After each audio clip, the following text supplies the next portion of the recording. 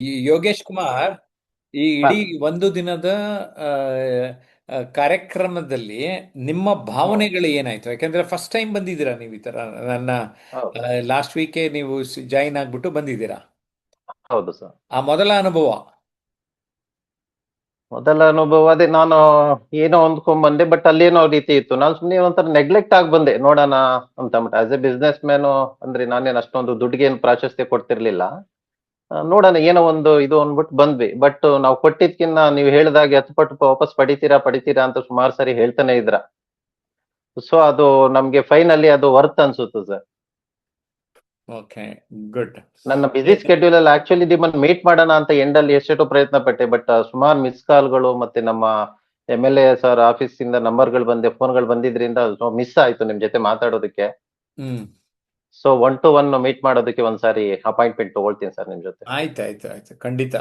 ನೀವು ಗೋಲ್ಡ್ ಕಮ್ಯುನಿಟಿನೂ ಸೇರಿರೋದ್ರಿಂದ ಹಾ ಗೋಲ್ಡ್ ಕಮ್ಯುನಿಟಿನಲ್ಲಿ ಒಂದು ಕಮ್ಯುನಿಟಿಲೇ ಪ್ಯಾಕೇಜ್ ಇದೆ. ಒಂದು ದಿನ ನಿಮಗೆ ಟೈಮ್ ಕೊಡ್ತೀನಿ, 1 to 2 hours. ಹಾ ಸರ್. ಸೊ ಅದನ್ನು ತಗೋಬಹುದು, ಎನಿ ಟೈಮ್ ತಗೋಬಹುದು. ಯಾವ ಊರ್ನು ಇರುತ್ತಾವು?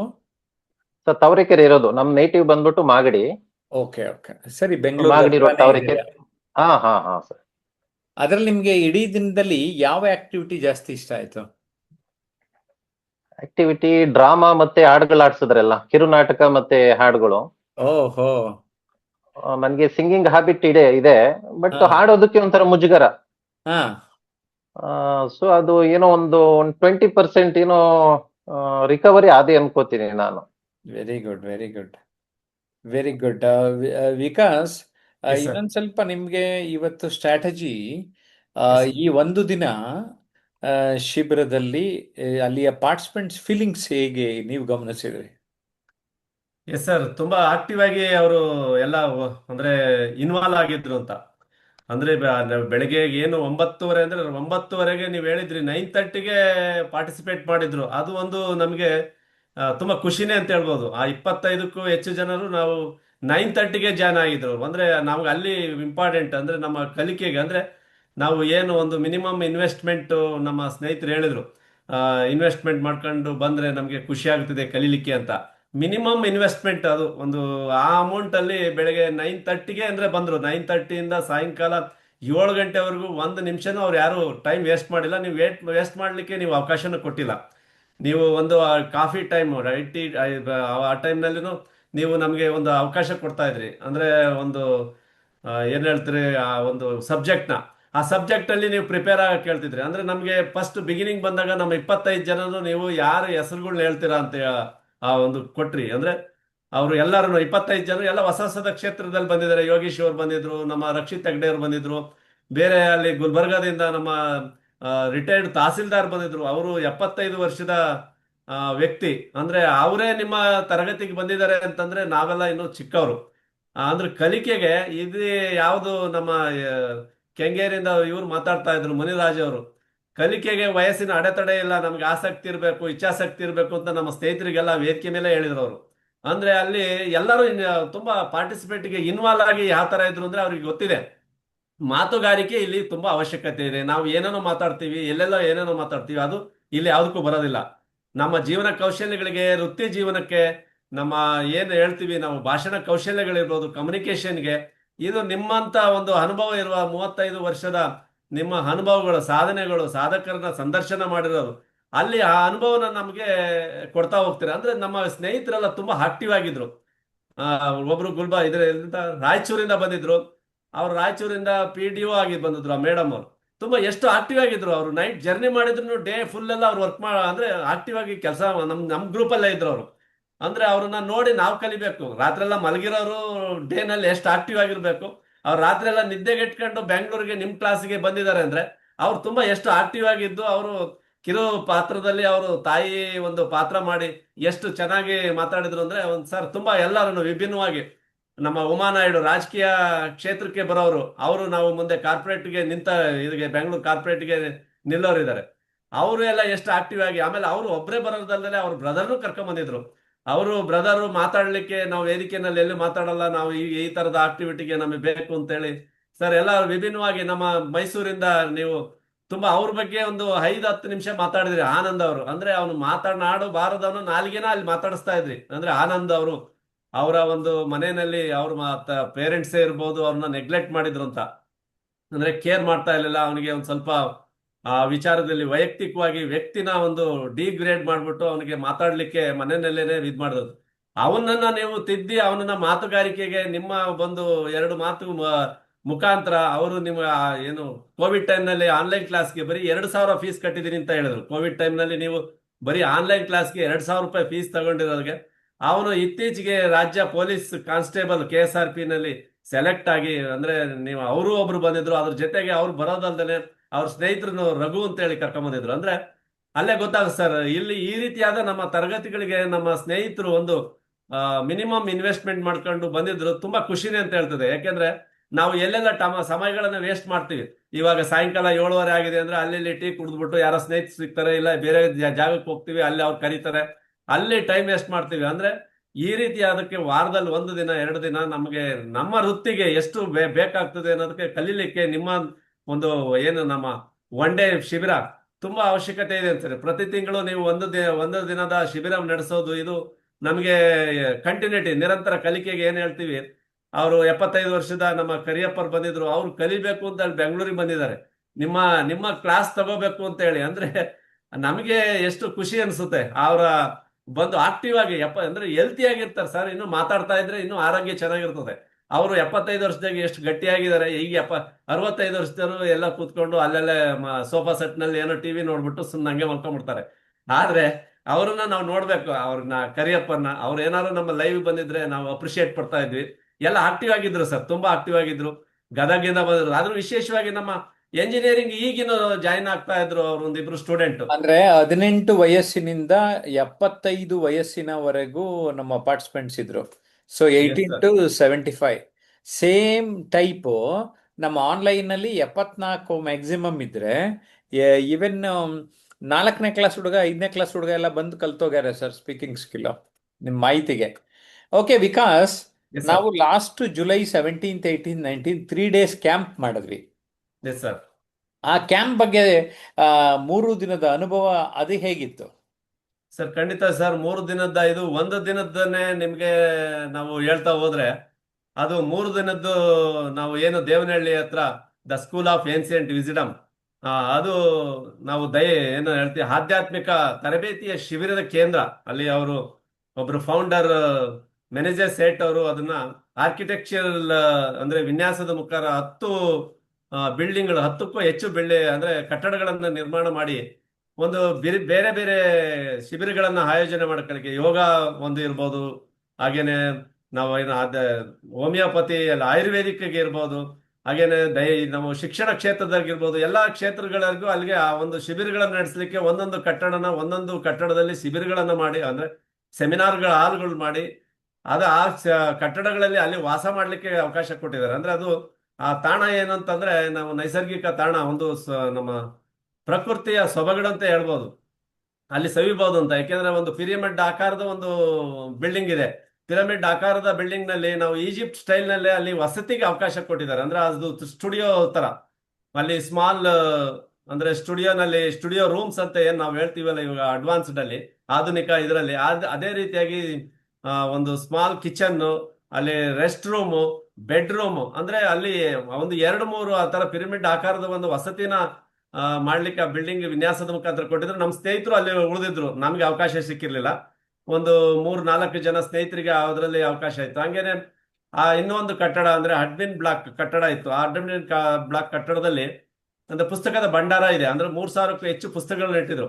ಅಂದ್ರೆ ಅಲ್ಲಿ ಯಾರಾದ್ರೂ ಆಯುರ್ವೇದಿಕ್ಕಿಗೆ ಹೋದವರು, ಅಂದ್ರೆ ಆಧ್ಯಾತ್ಮಿಕ ಶಿಬಿರಗಳಲ್ಲಿ ಅಂದ್ರೆ ಶಿಕ್ಷಣ ಕ್ಷೇತ್ರದಲ್ಲಿ ತರಬೇತಿ ಪಡೆಯಕ್ಕೆ ಹೋದವರು, ನಮ್ಮ ಈ ರೀತಿಯಾಗಿ ನೀವು ಏನದು ಒಂದು ಕಮ್ಯುನಿಕೇಶನ್ ಕ್ಯಾಂಪ್ ಕೊಟ್ಟಿದ್ರಲ್ಲ, ಎಲ್ಲರೂ ಓದೋರು ಮನಃಶಾಂತಿಗೆ ಅಂತ ಓದೋರ್ಗು ಉಳ್ಕೊಳ್ಳಿಕ್ಕೆ ಪುಸ್ತಕಗಳನ್ನ ದಿನನಿತ್ಯ ಓದ್ಕೊಳ್ಳಿಕ್ಕೆ ಅವಕಾಶ ಮಾಡಿ ಅಲ್ಲಿ ಇಟ್ಟಿದ್ರು.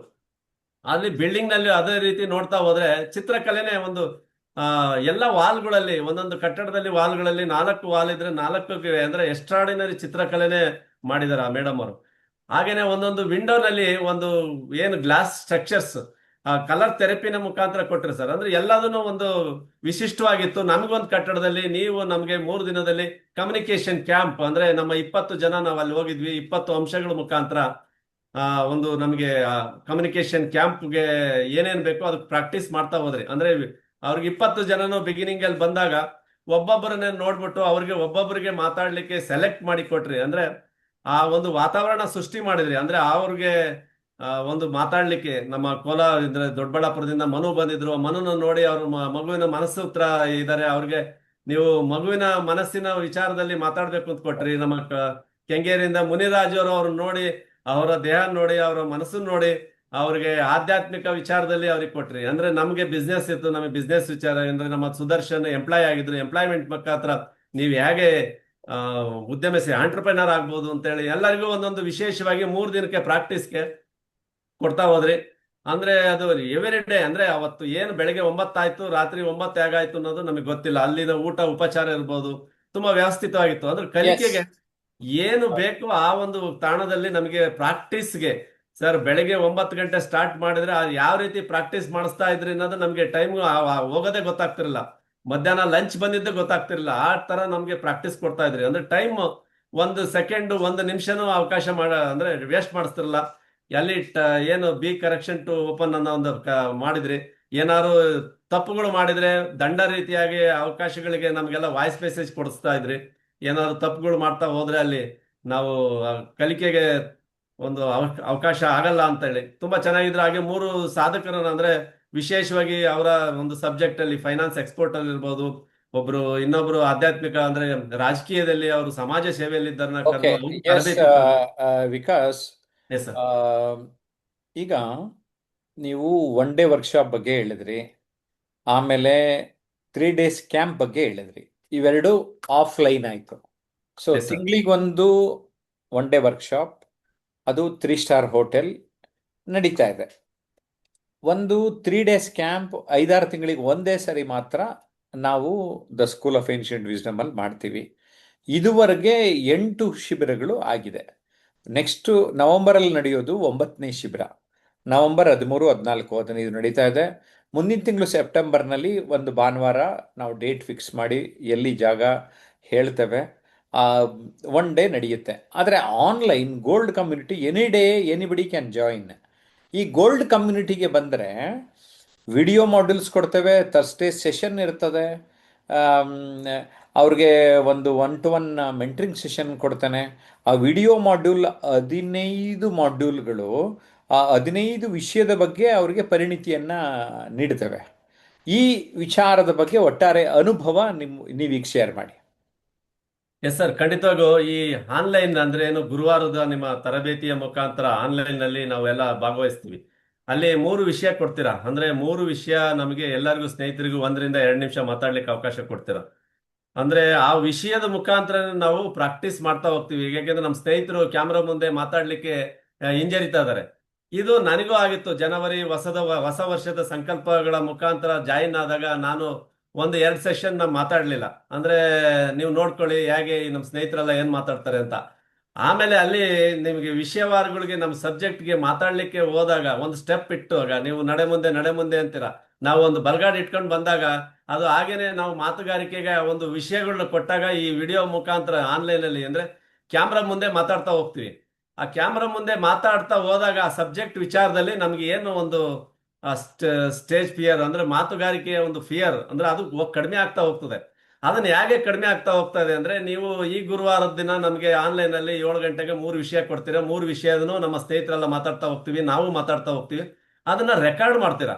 ಆ ರೆಕಾರ್ಡ್ ಮಾಡಿಬಿಟ್ಟು ನೀವು ಆನ್ಲೈನ್ ಅಲ್ಲಿ ನೀವು ಲೈವ್ ಅಲ್ಲಿ ಯೂಟ್ಯೂಬ್ ಅಲ್ಲಿ ಹಾಕ್ತೀರಾ. ನಮ್ದೆಲ್ಲ ಅಂದ್ರೆ ಪ್ರೀಮಿಯಂ ಮೆಂಬರ್ಶಿಪ್ ನೋಡ್ಕೊಳ್ಳೋಕೆ ನಮ್ಗೆಲ್ಲ ಅಂದ್ರೆ ರೆಕಾರ್ಡ್ ಮಾಡಿ ಹಾಕಿದಾಗ ಗೊತ್ತಾಗ್ತದೆ. ಓಕೆ, ನಮ್ಮ ಯೋಗೇಶ್ ಕುಮಾರ್ ಈ ವಾರ ಹೇಗೆ ಮಾತಾಡಿದ್ರು, ಆ ಸಬ್ಜೆಕ್ಟ್ ಅಲ್ಲಿ ಆ ಕಂಟೆಂಟ್ ಹೇಗೆ ಉಪಯೋಗಿಸಿದ್ರು, ಹಾಗೇನೆ ನಮ್ಮ ರವಿಕುಮಾರ್ ಇನ್ನೊಂದು ಸಬ್ಜೆಕ್ಟ್ ಅಲ್ಲಿ ಹೇಗೆ ಉಪಯೋಗಿಸಿದ್ರು ಅನ್ನೋದಕ್ಕೆ ನಮ್ಗೆ ನೋಡ್ತಾ ಗೊತ್ತಾಗ್ತಾ ಹೋಗ್ತದೆ. ಆವಾಗ ನಾವು ತಿದ್ಕೊಳ್ಳಿಕ್ಕೆ ಅವಕಾಶ ಆಗ್ತದೆ. ಓ, ನಾನು ಮಾತಾಡ್ಲಿಕ್ಕೆ ಆ ಸಬ್ಜೆಕ್ಟ್ ವಿಚಾರದಲ್ಲಿ ಎಲ್ಲಿ ತಪ್ಪಿದೆ, ನಮ್ಗೆ ವಾಯ್ಸ್ ಎಲ್ಲಿ ಮಿಸ್ ಆಗಿದೆ, ಆ ಕಂಟೆಂಟ್ ನಾವ್ ಏನ್ ಮಾಡಿದ್ವಿ ಅಂದ್ರೆ ಅಲ್ಲಿ ಆ ರೆಕಾರ್ಡ್ಗಳು ಮಾಡಿರೋದು ನಿಮ್ದು ಅಷ್ಟು ರೆಕಾರ್ಡ್ಗಳು ನಾವು ಯೂಟ್ಯೂಬ್ ನಲ್ಲಿ ನೋಡ್ತಾ ಹೋಗ್ತೀವಿ. ಅಂದ್ರೆ ನಾವು ತಿದ್ಕೊಳ್ತೀವಿ. ಅಂದ್ರೆ ಈ ವಾರದ್ದು ಏನಾಗಿದೆ ಮುಂದಿನ ವಾರದ ತಿದ್ಕೊಳ್ತೀವಿ. ಅಂದ್ರೆ ಒಂದು ಮಾತಾಡ್ತಾ ಮಾತಾಡ್ತಾ ವಾರ ವಾರ ಮಾತಾಡ್ತಾ ಸರ್ ಅಲ್ಲಿಗೆ ಬರ್ತದೆ ಏನು ಆತ್ಮಸ್ಥೈರ್ಯ ಆತ್ಮಧೈರ್ಯ ಅಂದ್ರೆ ಏನ್ ಹೇಳ್ತೀರಾ, ಆತ್ಮವಿಶ್ವಾಸ ಬರ್ತದೆ. ಈಗ ಜಯಪ್ರಕಾಶ್ ನಾಗ್ತಿಹಳ್ಳಿ ಅವ್ರ ಹತ್ರ ನಾನು ಮಾತಾಡ್ಲಿಕ್ಕೆ ಜನವರಿ ತಿಂಗಳಲ್ಲಿ ನಾನು ಇಷ್ಟು ಮಾತಾಡ್ತಿರ್ಲಿಲ್ಲ, ಮಾತೂ ಇಲ್ಲ. ಏನೋ ನಮಸ್ತೆ ಸರ್ ಅಂತ ಹೇಳಿ ಎರಡು ಮಾತು ಲಾಸ್ಟಿಗೆ ಒಂದು ವಾಕ್ಯ ಕೊಟ್ಟಾಗ ಲೈವ್ ಅಲ್ಲಿ ಇದ್ದಿದ್ದು ಹಾಗೆ ಆಫ್ ಮಾಡ್ಕೊಂಡು ಹೊರ್ಟೋಗ್ಬಿಡ್ತಾ ಇದ್ವಿ ಜಾಸ್ತಿ. ಅಂದ್ರೆ ನೀವು ಅಷ್ಟು ನನ್ನನ್ನ ಮಾತಾಡ್ಲಿಕ್ಕೆ ಕ್ಯಾಮ್ರಾ ಮುಂದೆ ಇಷ್ಟು ಅವಕಾಶ ಕೊಟ್ಟಿದ್ದೀರ, ಅಂದ್ರೆ ಅದು ನಿಮ್ಮ ಒಂದು ತರಬೇತಿನೇ ಅಂತಲೇ ಆನ್ಲೈನ್ ಶಿಬಿರದಲ್ಲಿ ಅದು ನನಗೆ ಹೇಳ್ಲಿಕ್ಕೆ ಅದು ಇನ್ನು ತುಂಬಾ ವಿಷಯಗಳಿದೆ ಅಂತ ಇದ್ರೆ ಆ ತರ ನೀವು ಮಾತಾಡ್ಲಿಕ್ಕೆ ಅವಕಾಶ ಕೊಡ್ತೀರಾ. ನಿಮ್ಮ ನುಡಿಗನ್ನಡಿ ಪುಸ್ತಕದಲ್ಲಿ ಹೇಳ್ತಿದ್ದೆ, ಮಾತನಾಡಬಾರದವನು ನಾಲ್ಗೇನು ಮಾತನಾಡಿಸ್ತಾ ಹೋಗ್ತದೆ ಅಂತ. ಹಂಗೆ ನಮ್ಮನ್ನ ಮಾತಾಡಿಸ್ತೀರಿ ಸರ್. ಇಲ್ಲಿ ನಮ್ಮ ಭಾಷಣ ಕೌಶಲ್ಯಗೆ, ವ್ಯಕ್ತಿತ್ವದ ಬಗ್ಗೆ, ಏನು ಕಮ್ಯುನಿಕೇಶನ್ ಸ್ಕಿಲ್ ಇರ್ಬೋದು, ಖಂಡಿತವಾಗಿ ಅಂದ್ರೆ ಅದೆಲ್ಲ ಇರಲಿ. ಅಂದ್ರೆ ಜೀವನ ಕೌಶಲ್ಯಗಳು ನಮ್ಮ ಕುಟುಂಬಗಳಲ್ಲಿ ಹೇಗೆ ಮಾತಾಡಬೇಕು, ಹೇಗ್ಯಾಗೋ ಮಾತಾಡ್ತೀವಿ ಕುಟುಂಬಗಳಲ್ಲಿ, ಅದೆಲ್ಲ ಒಂದು ಎಲಿಮಿನೇಟ್ ಆಗುತ್ತೆ. ನಮ್ಮ ಸ್ನೇಹಿತರ ಹತ್ರ ಹೇಗೆ ಮಾತಾಡಬೇಕು, ನಾವು ಸಮಯ ನಿವಾರಣೆ ಹೇಗೆ ಮಾಡಬೇಕು, ಅದೆಲ್ಲ ಎಲಿಮಿನೇಟ್ ಆಗುತ್ತೆ. ಹಾಗೇನೆ ನಮ್ಮ ಸಮಾಜದಲ್ಲಿ ನಾವೇನಾದ್ರು ಒಂದು ಗುರ್ಸ್ಕೋಬೇಕು ಅಂತಂದ್ರೆ ಅಲ್ಲಿ ಎಷ್ಟು ವಿಶಿಷ್ಟವಾಗಿ ಮಾತಾಡಬೇಕು ಅನ್ನೋದು ಈ ಗುರುವಾರದ ಕ್ಲಾಸ್ಗಳಲ್ಲಿ ನಾನು ಅರಿತಿದ್ದೀನಿ ಅಂತ ಹೇಳಲಿಕ್ಕೆ ಬಯಸ್ತೇನೆ sir. Okay, thank you very much Vikas. ತಾವು ತಮ್ಮ ಅನಿಸಿಕೆ ಅನುಭವಗಳನ್ನು ತಿಳಿಸಿದಿರಿ. ಸೊ ಒಟ್ಟಾರೆ ನಾವು ಅವಕಾಶವನ್ನು ಆನ್ಲೈನ್ನಲ್ಲಿ ಗೋಲ್ಡ್ ಕಮ್ಯುನಿಟಿ ಅವಕಾಶ ನೀಡ್ತಾ ಇದ್ದೇವೆ. ಆಫ್ಲೈನ್ನಲ್ಲಿ 1 ಡೇ ವರ್ಕ್ಶಾಪ್ ಮತ್ತು 3 ಡೇಸ್ ಕ್ಯಾಂಪ್ ಮಾಡ್ತೇವೆ. ಇದಿಷ್ಟು ನಿಮಗೆ ಮಾಹಿತಿ ಗೊತ್ತಿರಲಿ. ಹೆಚ್ಚಿನ ವಿಷಯ ಬೇಕು ಅಂದರೆ ನಮ್ಮ ಕಚೇರಿಗೆ any time you can call 9341259267. ಮತ್ತು 2 ಯೂಟ್ಯೂಬ್ ಚಾನಲ್ಗಳನ್ನು ನೋಡ್ತಾ ಇರಿ, ನಿಮಗೆ ಮಾಹಿತಿ ಸಿಗ್ತಾ ಇರುತ್ತೆ. ಯಾಕೆ ನಮ್ಮ ಆನ್ಲೈನ್ ಕಲಿಕಾರ್ಥಿಗಳಾಗಲಿ ಆಫ್ಲೈನ್ ಕಲಿಕಾರ್ಥಿಗಳಾಗಲಿ ಅವರ ಎಲ್ಲ ಅನುಭವ ನಿಮಗೆ ಸಿಗ್ತಾ ಹೋಗ್ತಾ ಇರುತ್ತೆ ಅಂತ ಹೇಳೋದಕ್ಕೆ ಇಲ್ಲಿ ಇಷ್ಟಪಡ್ತೇನೆ. ಸೊ ಎಲ್ಲ ವಿಡಿಯೋಗಳನ್ನ ನಮ್ಮ ಯೂಟ್ಯೂಬ್ ಚಾನಲ್ನಲ್ಲಿ ನೋಡ್ತಾ ಇರಿ, ನಿಮಗೆ ಒಳ್ಳೆಯದಾಗ್ತದೆ, ಅಭಿವೃದ್ಧಿ ಹೊಂದುತ್ತೀರಿ ಅಂತ ಹೇಳ್ತೇನೆ. ಬಾಯ್ ಬಾಯ್.